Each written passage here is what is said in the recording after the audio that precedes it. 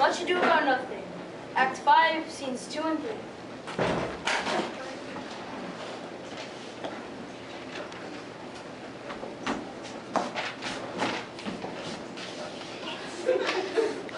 Prithee, sweet Mistress Margaret, deserve well at my hand by helping me to the speech of Beatrice. Will you then write a sonnet for me in praise of my beauty? In so high a style, Margaret, that no man shall come over it. For, in the most common truth, thou deservest it. To have no man come over me, why should I always keep below stairs? Thy wit is as quick as a greyhound's mouth. It catches. And yours as blunt as a fencer's foil, which hits but hurt not. A most manly wit, Margaret. It will not hurt a woman. And so, I pray thee, call Beatrice.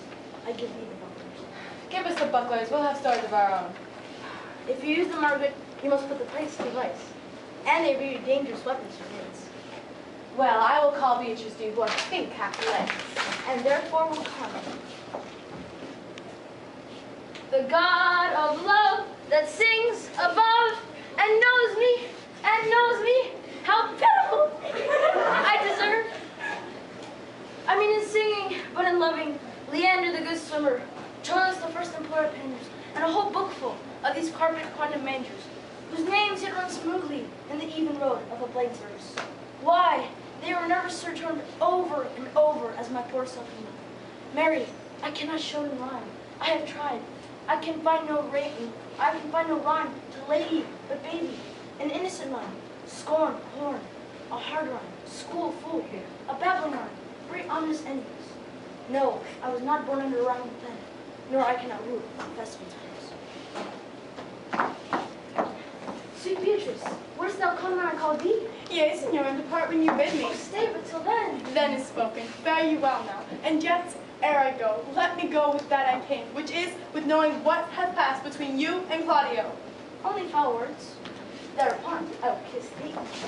Foul word is but foul wind, and foul wind is but foul breath, and foul breath is noisome, and therefore I will depart unkissed. Whoa. Thou hast frighted the word out of his right sense. So forcible is thy wit. But I must tell thee plain, Claudio undergoes my challenge, and I must hear from him shortly, or I will subscribe to the coward. And tell me now, for which of my bad parts didst thou first fall in love with me? For them all together, which maintain so politic a state of evil that they will not admit any good parts to intermingle with them. But for which of my good parts did you first suffer love for me? Suffer love, a good epithet! I do suffer love indeed, for I love thee against my will. In spite of your heart, I think, alas, poor heart, if you spite it for my sake, I will spite it for yours, for I will never love which my friend hates. Thou and I are too wise to live peacefully. It appears not in this confession, for there is not one wise man among 20 that will praise himself. An old instance, Beatrice, that remain within the line of good neighbors. If a man do not erect in this age from his tomb ere he dies, he shall live no longer in monument, and the bell rings and the widow weeps. And how long is that, think you? Question? Why, an hour and more, and a quarter in Rome. Therefore it is most expedient for the wise, if done worm his conscience, find no impediment to the contrary, to be the trumpet of his own virtues, as I am to myself. So much for praising myself, who I myself will bear witness, is praiseworthy. And now tell me, how doth your cousin? Very ill. And how do you? Very ill too. Serve God, love me, and mend. Here I will leave you two, for here comes one. Haste. Madam, you must come to your uncle. Yonder so coil at home. It has been proved that my lady hero hath been falsely accused. The prince and Claudio mightily abused. And Don John is the author of all who's fed and gone. Will you come presently? Will you go hear this news, Signor? I will live in thy heart, die in thy lap, and be buried in thy eyes. And moreover, will I go with thee to thy uncle's.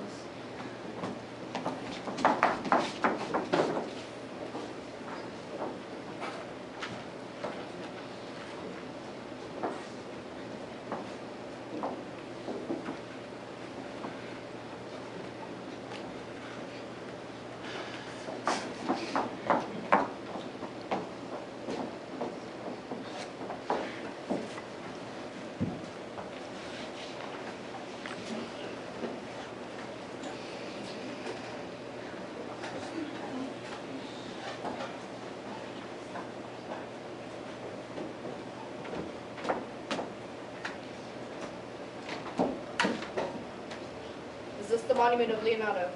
It is, my lord.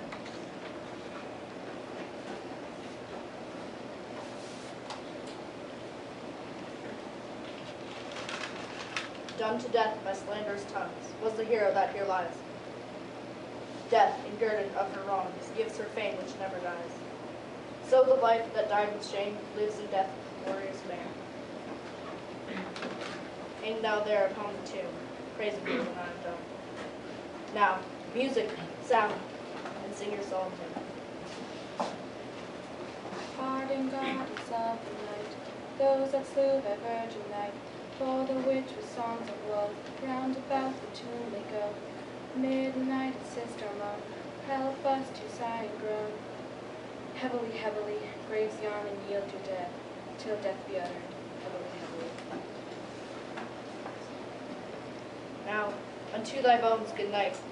Yearly will I do this right. Come on, masters, put your torches out. The wolves have preyed, and look, a gentle day. Before the wheels of Phoebus round about, dapple Strasky's spots of gray. Thanks you all, leave us. Very well. Good morrow, masters. Each his several way.